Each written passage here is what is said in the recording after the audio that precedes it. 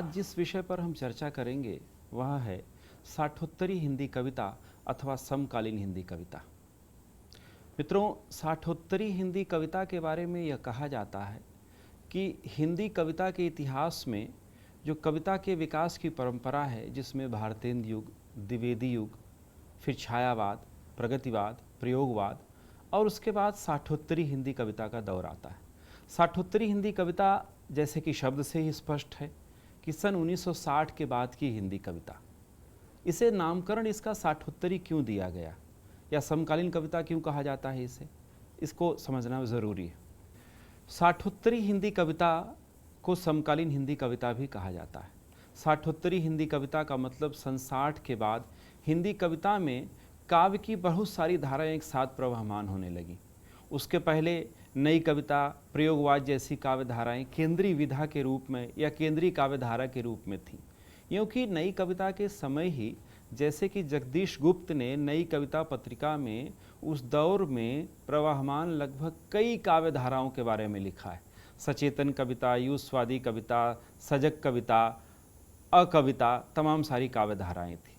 लेकिन सन 60 के बाद इन काव्य धाराओं का विकास और ज़्यादा हुआ अपनी अपनी तरह से, और भी कई छोटी छोटी काव्य धाराएँ उसमें जुड़ गईं। इसलिए नई कविता का पर्यवसान साठोत्तरी हिंदी कविता में हो गया और नई कविता के बाद साठोत्तरी हिंदी कविता में इन सारी काव्य धाराओं को अपनी अपनी तरह से देखा और परखा जा सकता है। थोड़ा इन काव्य धाराओं पर नज़र डालें तो देख सकते हैं कि साठोत्तरी हिंदी कविता में एक साथ कई काव्य धाराएँ और कवि एक दिखाई पड़ेंगे, जिसमें सबसे प्रमुख जो काव्य धारा है वो प्रगतिशील कविता की धारा है। हम जानते हैं कि प्रगतिशील हिंदी कविता प्रगतिवाद के बाद से शुरू हुई काव्य धारा है। इस काव्य धारा के कवियों में नागार्जुन, केदारनाथ अग्रवाल, त्रिलोचन, शमशेर बहादुर सिंह, मुक्तिबोध, केदारनाथ सिंह के साथ साथ चंद्रकांत देवताले और बाद में अरुण कमल, राजेश जोशी, उदय प्रकाश और बहुत सारे कवियों का नाम इसमें लिया जा सकता है। यह धारा हिंदी की प्रमुख काव्य धारा है और ये कहा जा सकता है कि यह केंद्रीय काव्य धारा के रूप में अभी भी प्रवहमान है, जिसके उत्तरवर्ती पीढ़ी में ऐसे तमाम कवि आते हैं जो अपनी प्रगतिशील चेतना के साथ कविताएं रच रहे हैं। इसमें एक साथ 3 से 4 पीढ़ियां सक्रिय हैं। क्यों? क्योंकि प्रगतिशील हिंदी कविता की धारा में जो प्रगतिशील चेतना है वह सबसे ज़्यादा उसके निकट ये कवि माने जाते हैं, जिसमें हाशिए की आवाज़ के साथ, शोषण के प्रतिरोध के साथ, वर्गीय चेतना के साथ, राजनीतिक मुखरता के साथ ये कवि आते हैं। इसी धारा के प्रमुख कवियों में जो राजनीतिक चेतना के कवि हैं उसमें रघुवीर सहाय और धूमिल का भी नाम लिया जा सकता है, और भी कई कवि हैं। दूसरी जो धारा है उसमें सप्तकी चेतना और नई कविता के साथ जुड़े हुए कवि आते हैं। गिरिजा कुमार माथुर से लेकर सर्वेश्वर दयाल सक्सेना और बाद में लक्ष्मीकांत वर्मा और भी कवि आते हैं जो 60 के बाद तक जो सृजनरत रहे और बहुत सारी तरह की कविताएं वो रचते और सिरसते हैं। तीसरी जो धारा है वो नवगीत की धारा है। नवगीत हम जानते हैं कि ये नई कविता के दौर में उपजी हुई काव्य धारा है। नवगीत की काव्य धारा में प्रमुख जो कवि आते हैं, जिसमें रविंद्र भंवर हैं, जिसमें ठाकुर प्रसाद सिंह हैं, जिसमें केदारनाथ सिंह का प्रमुख नाम है नवगीत की काव्य धारा में, और भी कई कवि आते हैं। इन सारे कवियों ने अपनी गीतात्मकता के साथ कविता को एक नई ताजगी प्रदान की। इसके बाद जो काव्य धारा है उसमें विद्रोही कविता की काव्य धारा या अकविता की काव्य धारा आप कह सकते हैं। ये कवि जो नई कविता के दौर में ही उपजे, लेकिन ये कविता की पारंपरिक छवि जो नई कविता में रची जा रही थी उससे एकदम अलग अपने को मानते हैं। इस कविता की धारा में मुख्य रूप से जगदीश चतुर्वेदी, सौमित्र मोहन, कुमार विकल, जगदीश, इसके साथ साथ राजकमल चौधरी ये प्रमुख कवि हैं इस धारा के। इस धारा के इन कवियों ने काव्य के प्रतिमानों के पारंपरिक रूपों को बदल कर रख दिया। कई बार अश्लीलता का आरोप भी इन कवियों पर लगा। मोना गुलाटी जैसे कवि और सौमित्र मोहन और जगदीश चतुर्वेदी की कविताओं में ऐसे तमाम सारे शब्दों, प्रतिमानों के बारे में बताया जाता है कि जिनका सार्वजनिक पाठ नहीं किया जा सकता। इसी धारा से जुड़े हुए कवियों में कुछ कवि ऐसे हैं जिनका एक पांव प्रगतिशील कविता में है, दूसरा कविता में दिखाई देता है। धूमिल उसी धारा के कवि हैं। क्योंकि धूमिल की आरंभिक कविताओं को अकविता कहा गया, लेकिन बाद में वो कविता में अपने विकास की उस परंपरा को आगे बढ़ाते हुए प्रगतिशील चेतना की कविताएं वह रचते हैं। इनके साथ साथ कविता में और भी बहुत सारी काव्य धाराएं हैं, लेकिन आप उन धाराओं पर चर्चा करेंगे तो बहुत सारी काव्य धाराओं का नाम तो लिया नहीं जा सकता। लेकिन ये बात सही है कि समय के परिवर्तन के साथ साथ हाशिए के समाज के साथ जुड़े हुए तमाम सारे काव्य धारा के लोग आए, जिसमें दलित समाज, स्त्री और आदिवासी जीवन से जुड़े हुए कवि आए, जो अपनी अस्मिता मूलक चेतना के साथ कविताएं रचते हैं। और इन रचनाओं में उनकी स्थानीयता को बखूबी देखा और परखा जा सकता है, उनके अस्मिता मूलक चेतना को देखा और परखा जा सकता है। तो आप देखें कि एक पूरा का पूरा दौर, हाँ एक और काव्य धारा छूट रही है जिसके बारे में बातचीत कर सकते हैं, जिसमें बहुत सारे कवियों के संदर्भ में हम बात करेंगे। नक्सलवाड़ी आंदोलन से प्रभावित कवि, नक्सली आंदोलन और उसके मूवमेंट से जुड़े हुए कवि जो उस पूरी चेतना को अपनी कविता में रूपायित करने की कोशिश करते हैं, जिसका प्रतिनिधित्व करने वाले कवि आलोक धनवा।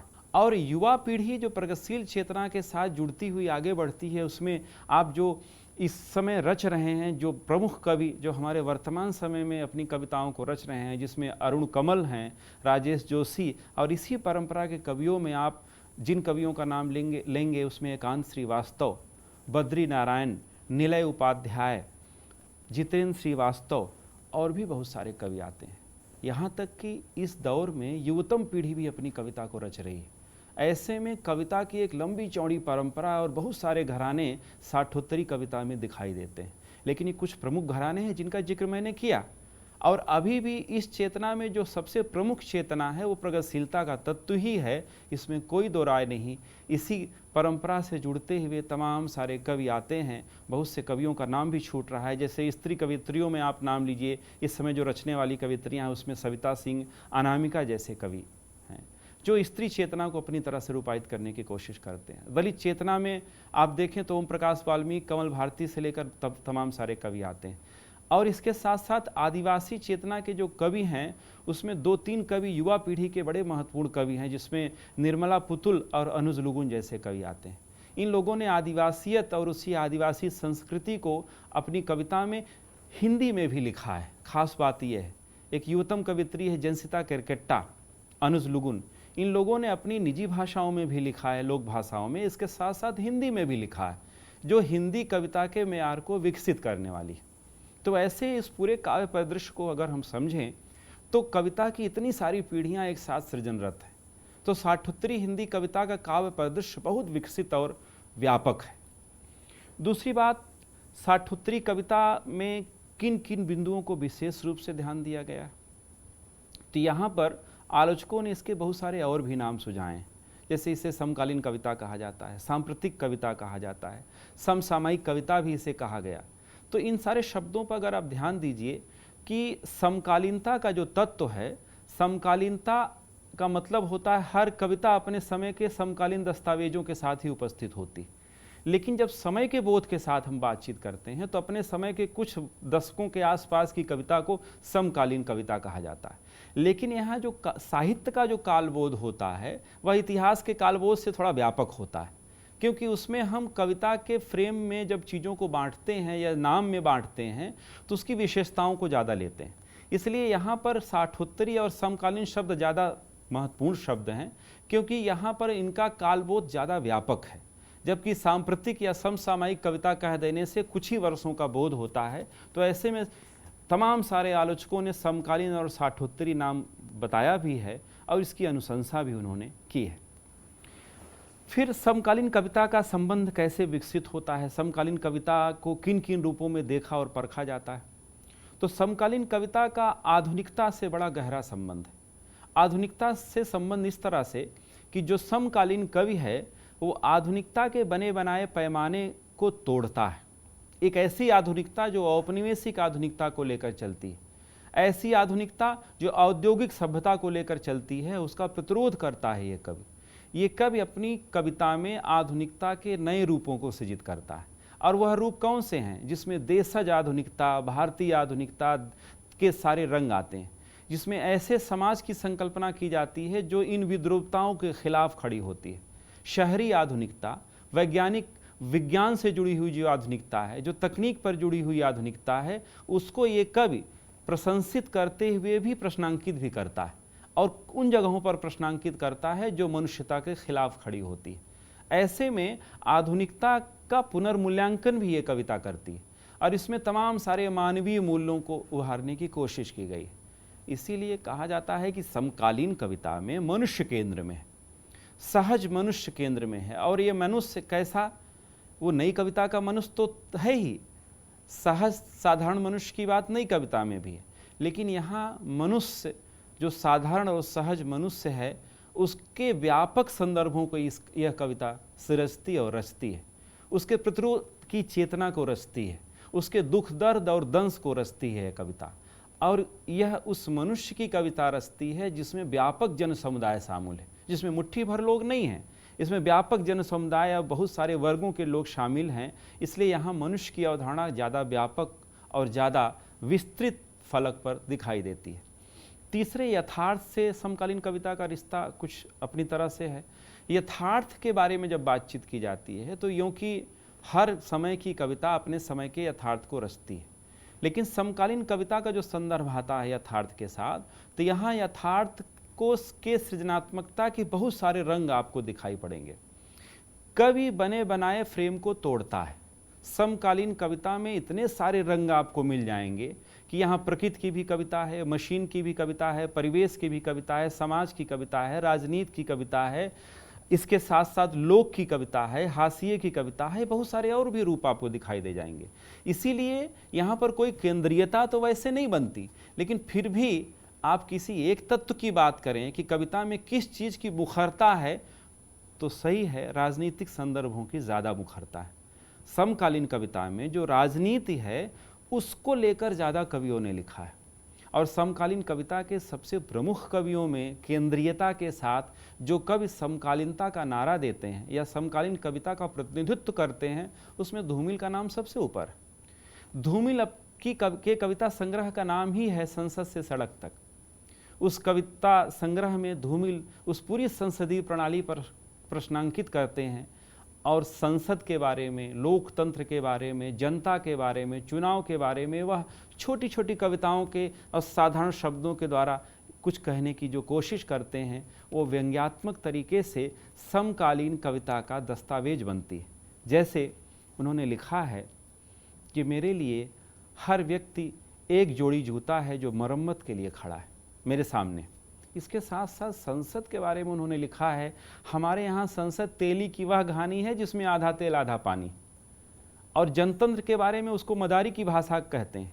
और जब लिखते हैं लोकतंत्र के बारे में, कहते हैं हमारे यहाँ लोकतंत्र के बारे में कि जिसे एक 3 रंगों का जो लोकतंत्र है, जिसे एक पहिया ढोता है, क्या उसका भी कोई खास मतलब होता है। ऐसे बहुत सारे प्रतीकों के माध्यम से उन्होंने उस पूरी लोकतांत्रिक संसदीय प्रणाली के बारे में जो समीक्षा की है या उस पर प्रश्न उठाया है, वो खास मायने रखता है। एक चीज़ और कि समकालीन कविता में कविता का प्रारूप बहुत बदल जाता है, बहुत विकसित हो जाता है और कविता बोलचाल के लय के निकट पहुंच जाती है। खुद धूमिल ने अपनी पूरे की पूरी कविता में कविता को कई ढंग से परिभाषित किया है।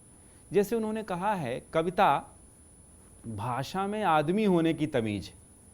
अब ये जब बात वो लिखते हैं या कहते हैं तो इसका मतलब ये है कि भाषा में आदमी होने की तमीज़ का मतलब भाषा के मार्फत कवि जो लिखे वो आदमियत के साथ उसे लिखना चाहिए। कवि से पहले आदमी होना ज़रूरी है। आदमी होने का तात्पर्य है एक संवेदनशील इंसान होना, जो जनता की संवेदना के साथ अपने को जोड़ नहीं सकता, वो कवि कहलाने के लायक नहीं है। और ऐसा बार बार वो कहते हैं। कौन? धूमिल। तो धूमिल के साथ साथ बहुत सारे और कवि हैं जो कविता के बारे में अलग अलग तरीके से परिभाषाएं देते हैं, उसको रचने की और सृजने की कोशिश करते हैं। अब आप यहाँ देखें कि जो हिंदी कविता में समकालीनता का ये दौर है, इसमें एक तो राजनीतिक संदर्भ का ये रूप उभरता है और राजनीतिक संदर्भों के इन रूपों में तमाम सारे कवियों ने अलग अलग तरीके से लिखा है, जिसमें सबसे मुखर आवाज़ धूमिल की हमने आपको बताया। इसके अलावा लीलाधर जगोड़ी, मंगलेश डबराल, अरुण कमल, ये सारे कवि हैं। लीलाधर जगोड़ी की कविताओं में आप देखेंगे कि उस पूरी की पूरी प्रणाली को बहुत सजगता से प्रश्नांकित किया है, उन्होंने रचने की कोशिश किया है। उन्होंने बताया है कि हमारे यहाँ लोकतांत्रिक उस व्यवस्था में सबसे बड़ा रंदा थाना है।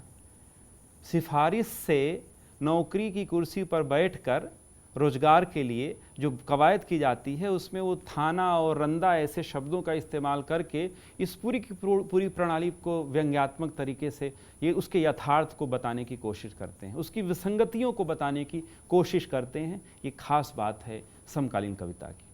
और समकालीन कविता की खूबियों पर एक खास असर और है कि समकालीन कविता में परंपरा और परिवेश को एक साथ रूपायित किया गया है। समकालीन कविता का कवि अपनी परंपरा से भी जुड़ता है और दूसरी तरफ अपने परिवेश और समकालीन चित्रों या समकालीन जीवन के संदर्भों को भी ले आता है। कुछ एक उदाहरण से इस बात को समझा जा सकता है। जैसे कि अरुण कमल एक महत्वपूर्ण कवि हैं समकालीन कविता के। अरुण कमल की कविता जिसमें नए इलाके में संग्रह है, जिसमें उन्होंने लिखा है कि अपना क्या है इस जीवन में सब कुछ लिया उधार, सारा लोहा उन लोगों का अपनी केवल धार। ये जो पंक्तियां हैं, इसमें बार बार कवि यह कहने की कोशिश करता है कि जो कुछ मैं रच रहा हूँ, जो मैं सृज रहा हूँ, वह सिर्फ मेरा नहीं है, मेरे समकालीनता का। उसमें हमारे पूर्वजों का सत्व भी है, उसमें पूर्वजों की पूरी परंपरा भी दिखाई पड़ती। धार है मेरी रचनात्मकता ने उसको धार दिया है। तो आप समझ सकते हैं कि मौलिकता को किस तरह से अपनी पूरी पूर्वज परंपरा की को कृतज्ञता के साथ कवि प्रस्तुत करता है। ये एक नई बात है समकालीन कविता में, यह नए तरह से कविता के संवेदना के धरातल का विस्तार है। दूसरी तरफ केदारनाथ सिंह की कविताओं को पढ़िए आप। केदारनाथ सिंह की कविताओं में आपको परंपरा के साथ सजग संवाद दिखाई देता है। उनकी कविता में लोक और परंपरा का जो दस्तावेज आता है, या लोक और परंपरा के साथ जिस तरह से संवाद कायम करते हैं, उसको कई कविताओं में उनके पढ़ा जा सकता है। उनकी एक कविता है तालस्ताय और साइकिल संग्रह में पांडुलिपियाँ। पांडुलिपियाँ कविता में वो लिखते हैं कि किस तरह से कैसे अभिज्ञान शाकुंतलम का हिरन पद्मावत के तोते के साथ संवाद करता है। कबीर का बीजक कैसे तमाम सारी पुरानी रचनाओं के साथ संवाद करता है। और ऐसे में वो पुरानी रचनाओं को नई रचनाओं के साथ जब जोड़ते हैं, उसका संदर्भ यह है कि कोई भी आधुनिकता बिना परंपरा के साथ जुड़े आधुनिकता नहीं बन सकती। और भारतीय आधुनिकता के बारे में जब हम बातचीत करते हैं, तो ये कवि बार बार यह कहने की कोशिश करते हैं कि जो औपनिवेशिक और पाश्चात्य आधारित आधुनिकता है, वह हमारे काम की नहीं है। हमारे काम की भारतीय आधुनिकता है, भारतीय चेतना है। और भारतीय चेतना में परंपरा का हमारा जो पूरा गहरा संबंध है, हमारे शास्त्र हैं, हमारे पुराण हैं, इसके साथ साथ कलाओं का एक समृद्ध इतिहास हमारे यहाँ है, मनुष्यता का एक समृद्ध इतिहास है। उन सारे इतिहासों के साथ जुड़ते हुए हम समकालीन संदर्भों में चीज़ों को रच और सिरज सकते हैं। ये समकालीन कविता की एक बड़ी खूबी है जो इन कवियों के यहाँ आपको दिखाई पड़ती है। इसी परंपरा में बनारस नाम की कविता है केदारनाथ सिंह की। बनारस जो 1000 साल पुराना शहर है, उस शहर में उस समृद्ध परंपरा के साथ विकास के बारे में जब वह लिखते हैं, बताते हैं कि वह शहर आधा मंत्र में है और आधा शंख में है, आधा जल में है और आधा थल में है, आधा है और आधा नहीं है। हजारों साल से किसी अलक्षित सूर्य को देता हुआ यह अर्घ अपने एक पैर पर खड़ा है, दूसरे पैर से बेखबर यह शहर बनारस। ऐसी पंक्तियां जब वो रचते हैं तो कहने की ये कोशिश करते हैं कि वह सिर्फ उस परंपरा पर आत्ममुग्ध नहीं है। उनका कहना है कि परंपरा को सुरक्षित रखते हुए आधुनिकता की तरफ बढ़ा जाए।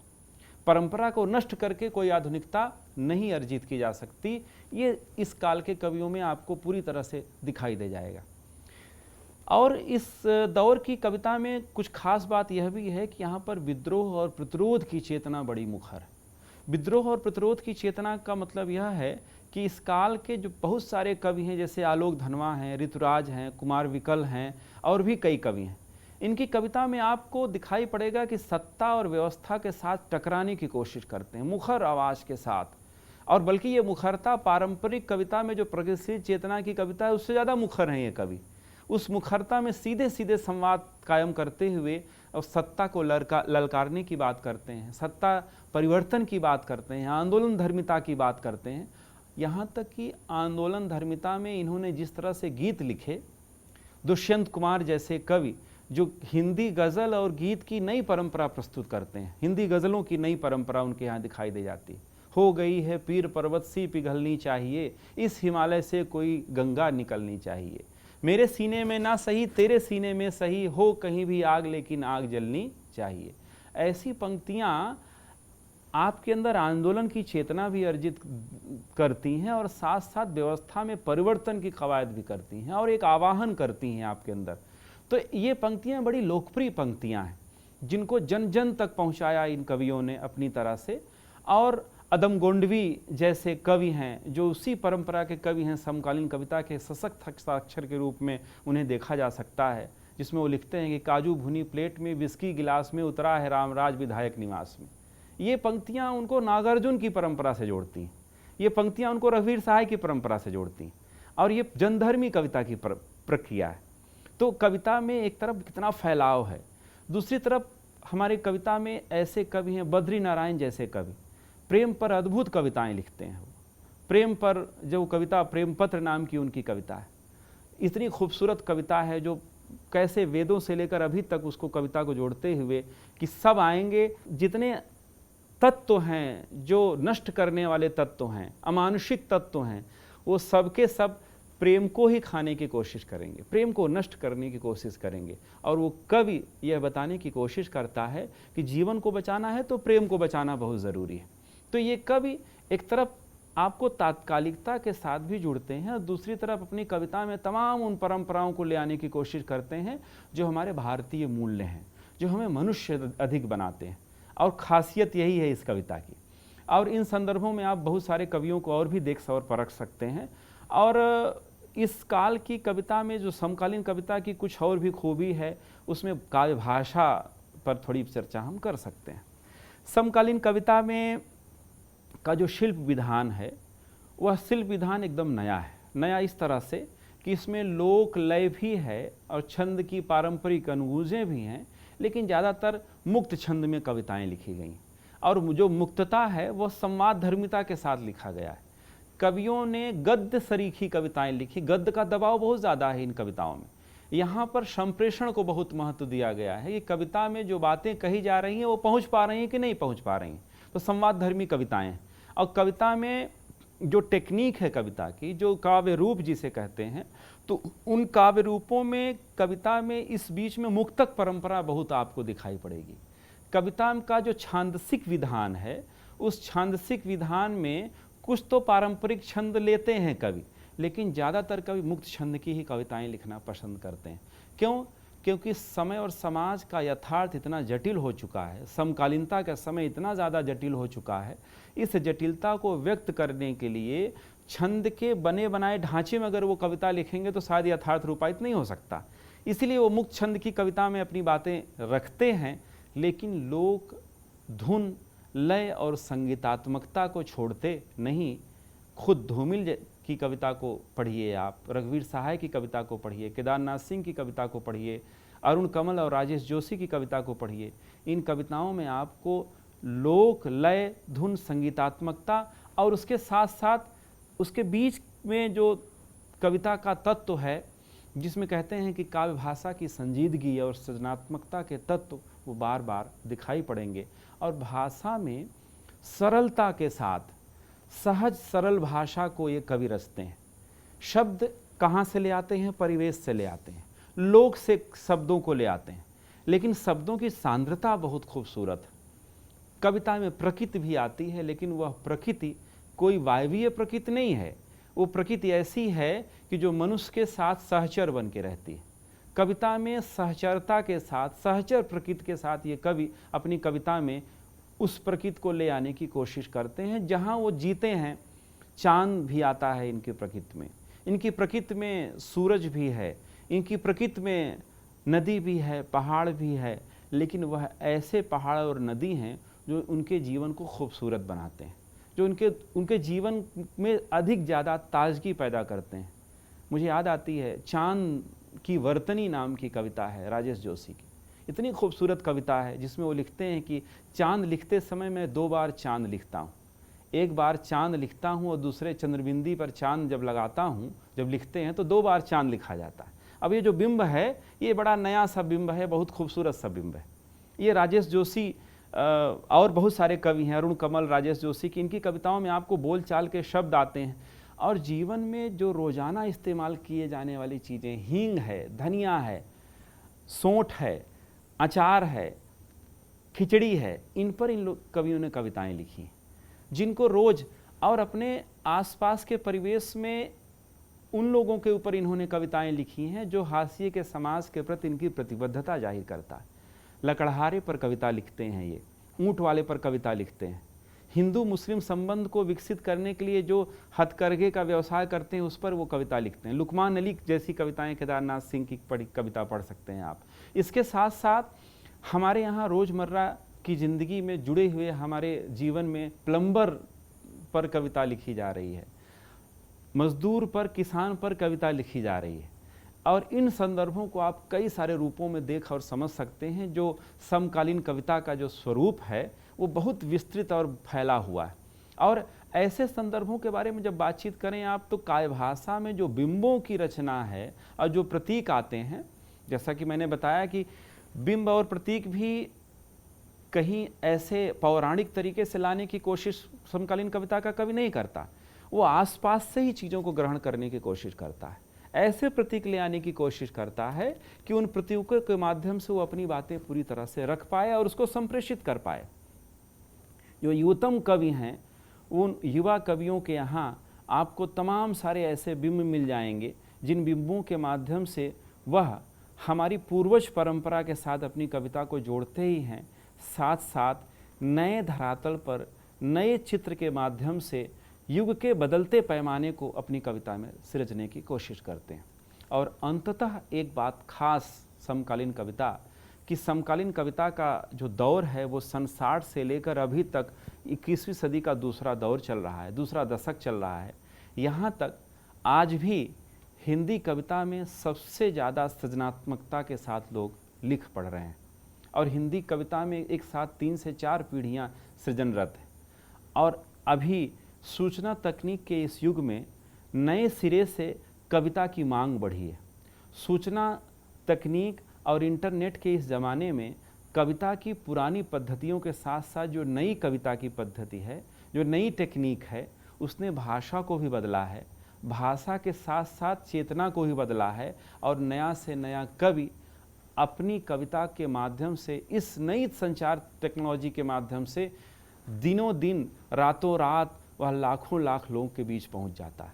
तो ऐसे में भाषा की जो नई क्रांति आई है, सूचना की जो नई क्रांति आई है, उसने समकालीन कविता की चेतना को भी बदला है, भाषा को भी बदला है। लेकिन इसके बीच में वही कवि उपस्थित है, वही कवि महत्व का है जो पारंपरिक तरीके से अपने पूर्वज परंपरा के साथ, अपनी पूरी चेतना के साथ, अपने पूरे कविता की समृद्ध परंपरा के साथ जुड़ते हुए नए संदर्भों में कविता को रच रहा है और एक अधिक मनुष्य बनाने की कोशिश कर रहा है। धन्यवाद।